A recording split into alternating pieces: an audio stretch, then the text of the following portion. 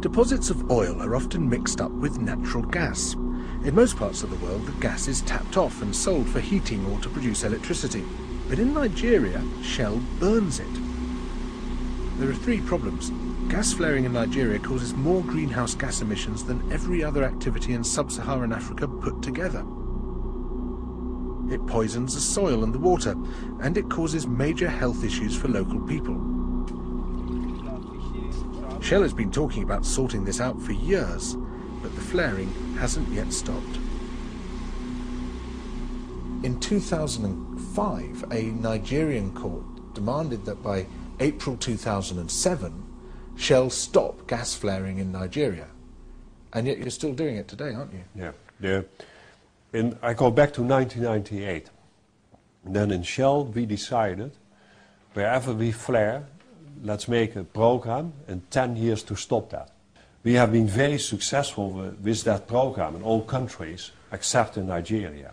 Why not in Nigeria? Because you have to make a backbone network, you have to make pipelines, so you catch the gas and you have to bring it somewhere, for instance a power station where you can use it.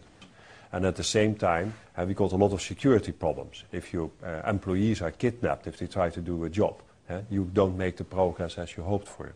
But it needs that our people can work there safely, and our joint venture partners, including the government, has to come with their share of the funding. So when are you going to stop flaring gas in Nigeria? I hope that it is only a bit longer to build that infrastructure. Or you have to stop the oil production. But that is a decision which will not be taken by us. Why not taken by you? Why won't you stop the oil production? Because the government, hang on, if you are the Nigerian government and you get $100 per barrel oil, if that the price is on a day, then the Nigerian government will get more than $90 per barrel. If we say, hang on, we don't produce that because we are not allowed to flare, and if the government said, no, we have made a program, this is how it works. This is how the world works, and I think rightly so.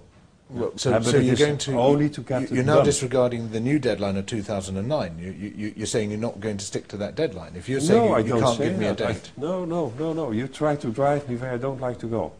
We will work as fast as we can. A lot of the remaining flares, not that many, we will get that out one day.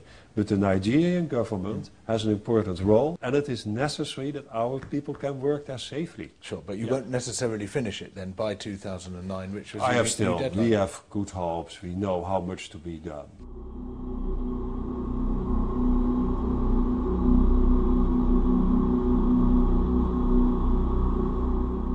I get the impression now that you're producing far fewer adverts extolling your investments in renewable energy. Is that true?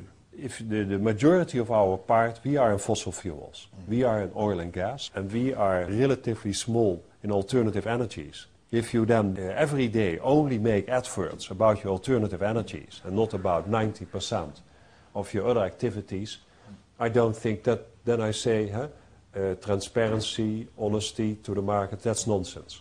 So those adverts were not honest. So we have to explain, hang on. What we try to put in our adverts, of course, is innovation, technology. Now, people making adverts, they say, you can give 1 or 2 messages in an advert, but don't give too many.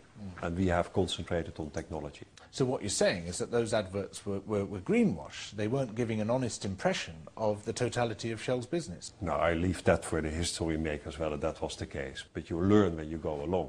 And that's why we have the adverts now. But we try to be really very honest to the world, what our activities are and what we do. Simplifying it too far. I think the companies have to do the best possible job within the framework. If they do that, they get more reputation, so more customers. And that is the normal entrepreneurial game. And of course, our eye is on the ball.